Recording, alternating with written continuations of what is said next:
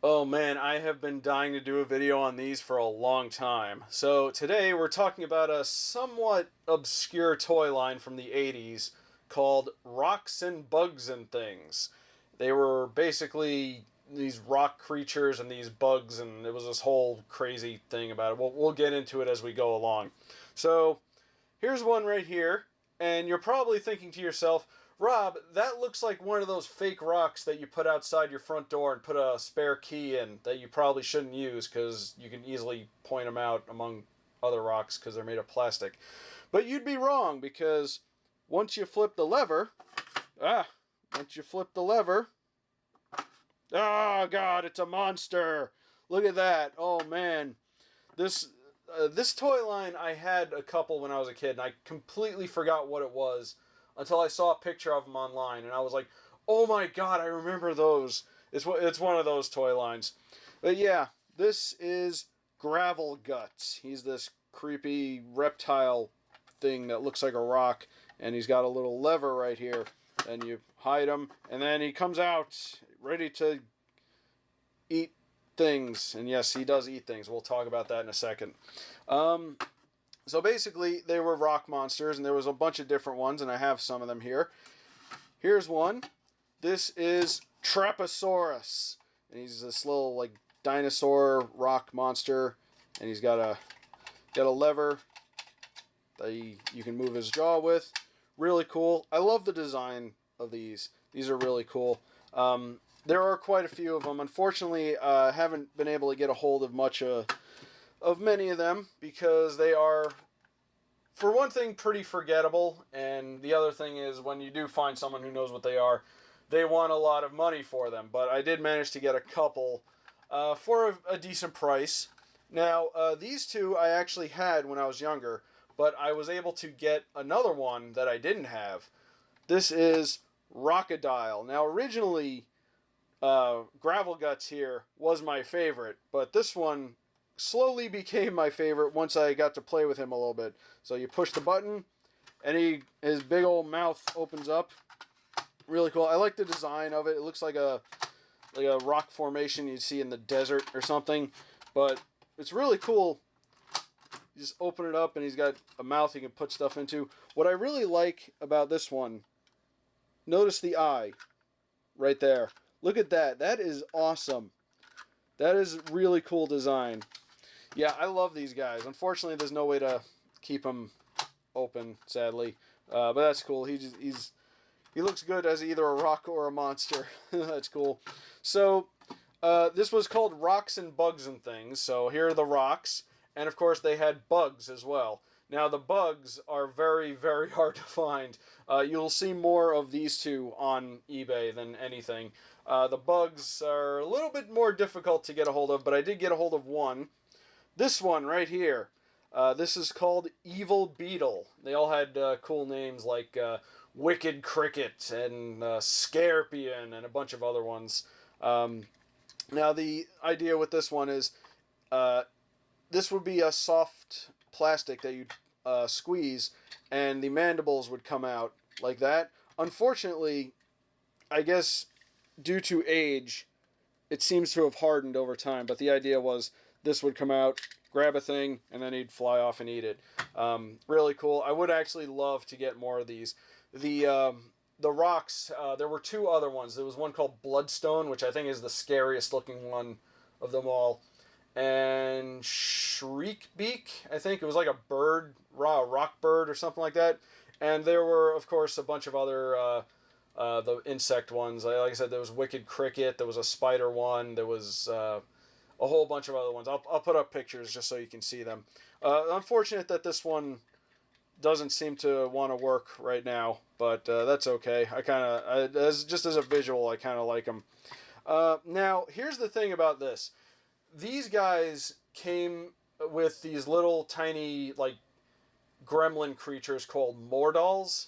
They're very small, and obviously they get lost a lot, and it's very difficult to find them nowadays. And the few people, again, that know what they are will ask for a lot of money just for one of them. I think I saw one online for like $20, and I'm like, yeah, no. More than likely, I'll end up finding one at the flea market, just in a big bin of toys, that miscellaneous toys that nobody wants to sort through. Still haven't, but I'm hoping one day I will. Now, the story behind these, the whole idea was there were the rocks and there were the bugs, and they would fight each other, and whoever wins gets to eat the Mordals. That was the premise of this toy line for children. These monsters fight each other, and then they eat these horrible looking gremlin creatures that apparently can't fend for themselves because all they are heads with legs, and that's about it. This was like an insane toy line, and there was like a comic on the back of the boxes that showed the Mordal getting eaten because it lived such a horrible, miserable life where all it was food. Then again, they kind of looked mean, so maybe, I don't know. I don't know them personally, so I can't really say for sure. Again, I have not been able to get a hold of one of them. Apparently, though, the Mordals have spawned out like a fandom.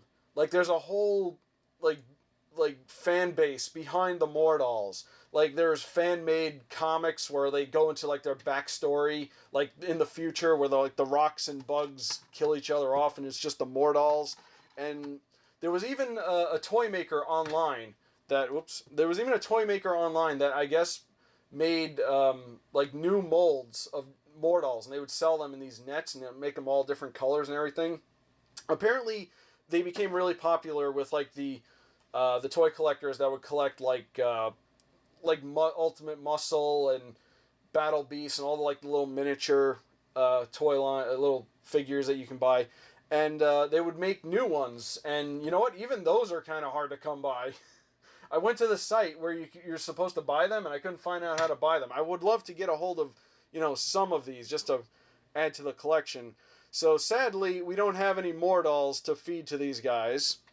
But let me position this right here. There we go, get a nice visual out here. But I do have this. This is a little character from Monsters University that someone sent me, along with a bunch of other Disney little figurines. I later found out that they all came from Kinder Eggs, which is kind of cool. Yeah, so this guy is going to be our Mordal analog for this video. He is roughly the same proportions as one. He's kind of fat, and he's got little snumpy legs. He has arms, which the Mordals didn't have, but that's okay. So here, the Mordals would like come along here and sit on this rock unsuspectingly, and then you'd flip the lever, and no, you don't escape. Let's try that again. Or maybe the Mordals were a little bit heavier. So he's supposed to go in there, and Gravel Guts would shove him in his mouth and be like, get in the mouth, dead. Monsters University sucked. So yeah, that's if you can ever get them out. I imagine that was always a problem with these. Let's see, Traposaurus. I almost want to keep calling him Trapinch. That's a Pokemon. Traposaurus had this really cool pivot on his legs where he can like go down and grab things. So yeah, let's throw him in there. Arrgh! Traposaurus. I almost said Trapinch again. That's not cool. Arrgh! And he'd eat him. And then Rockadile would come along, and would have to be up there, and then suddenly, he's dead. He's being digested by a rock man. So, anyway, that is Rocks and Bugs and Things, or at least the ones I have. I would actually love to collect the complete set of them, but like I said, they are very, very difficult to find. I probably will find them at some point eventually. It is a shame that these guys didn't really have... they're not very well known, unfortunately, and I think the toy line didn't last very long because there was 5 rock monsters and 5 insect monsters, and that was pretty much it. And I couldn't dig up a whole lot of information on them, unfortunately, but I have theorized 2 reasons why this may not have been a successful toy line. One, probably I would imagine parents were a bit concerned about these being maybe a bit too scary for kids. But then again, this was the '80s where we were forged in iron amongst all kinds of scary monsters and all kinds of creepy things. Let's get a nice little visual right there. So I don't see. I mean, that's a possibility, but I really don't see that being a problem. The other reason, and I think this is more of a likely reason, this toy line made no sense. They're just monsters that fight each other and eat all these little horrible goblin creatures. That's it. That is the whole premise behind this thing. And you know, with toy lines, you know, you need heroes and you need villains. Like, who's the hero here? Who do you root for? This does not make any sense at all. It's just monsters that kill each other and kill other little things. So, yeah, I'd imagine there was a little bit of confusion among you know, toy collectors and toy owners and whatnot. So yeah, again, I don't know for sure, but they have gained a bit of a cult following, and like I said, I definitely want to try and get the rest of them. So maybe I will one day. Maybe I'll do a follow-up video and see if we can complete the set. If not, well, I guess we'll all just move on with our lives. But anyway, that is Rocks and Bugs and Things. Very strange, but I think underrated 80s toy line, and I really, really have grown to like it quite a bit. So leave a comment below and let me know what you think of this insanity.